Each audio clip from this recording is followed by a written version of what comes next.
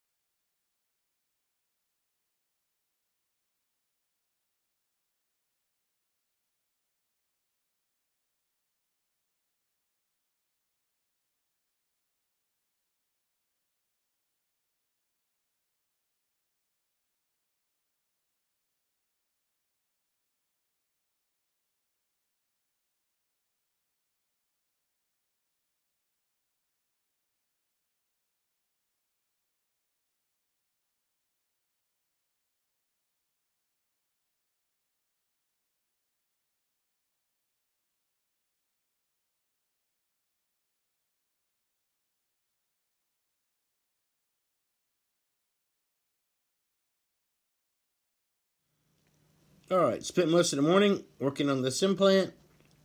This will be Billie LaRue's leg implant. I'll polish it up a little bit more, smooth out some of these little sharper edges. But that little groove right there is meant to go down a long way to keep this thing from spinning once it's in the bone and it's healed. The screw obviously keeps it in there. Those little bumps and stuff like that were actually added to offer some more surface area.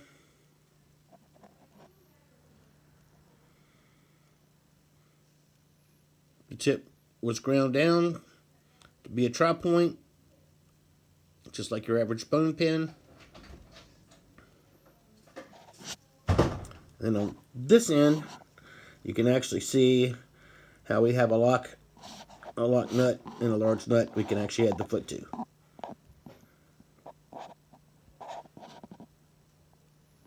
How's that for cool? Really kind of cool this guy's story. One, he volunteered to come to Wild at Heart, and two, he's been there for the last 9 years. Stories I was recently told is whenever this guy gets outside, and a lot of times at Wild at Heart, they'll actually put the animals out in the yard and watch them for a bit to see them do their thing. This guy actually tries to escape back to where he came from to begin with, so we believe he probably has a den there somewhere that he'd like to maintain.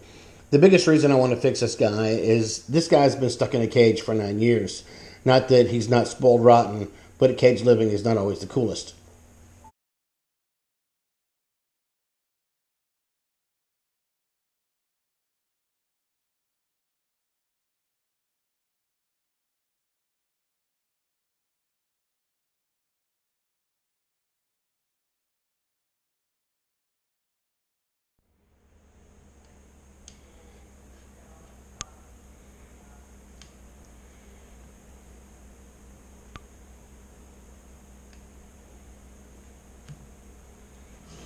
Alright, here we are. I have no idea what time it is, but just finished cleaning up some of the surgery stuff and taking a picture here. There's our implant. It is actually in there. Now here's the strange part. As you were putting it in the bone and I pre-drilled the hole, it actually split the bone and has actually come off a little bit on the side. So, although as best I can tell it's in the bone, it has split it, so it's hard for me to say just how well this is going to work. But anyway, we're one step closer. This is pretty much where we are for now. We'll get some x-rays a little bit later once our buddy is awake. We've actually got a good blink response over here. There you go. So far so good. Worst case scenario, I may have to, after we realize if this is going to be rejected or not, I may have to re-drill another one and put a smaller implant in that side of the bone. But I think this is going to work. This implant was specially made for that bone, but it was meant to be in the center of it and not cracked. So that's where we're at for now. Before I was so rudely interrupted, this is a pre-drilled hole. You can actually see where the hole is right there. Unfortunately, although it was deep enough, it split the bone going through, so we're gonna have to make this whole new piece again and smaller, and then put it in higher up inside that bone. It just looks like the implant either split the bone or the bone just wasn't as strong as it needed to be. I will tell you that when it came to the tissue in here, it did not start to bleed until it got about that deep.